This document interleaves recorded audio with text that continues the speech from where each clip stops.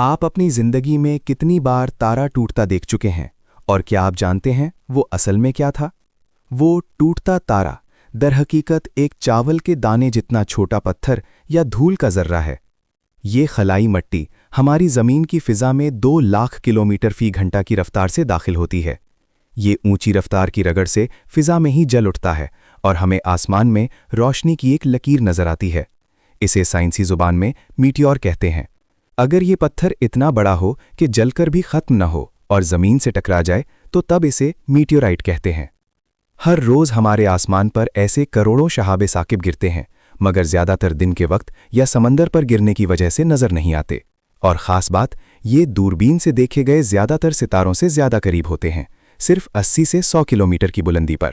تو اگلی بار جب آپ کوئی ٹوٹتا تارا دیکھیں، یاد رکھیں آپ ایک قدیم خلائی پتھر کے آخری لمحات دیکھ رہے ہیں۔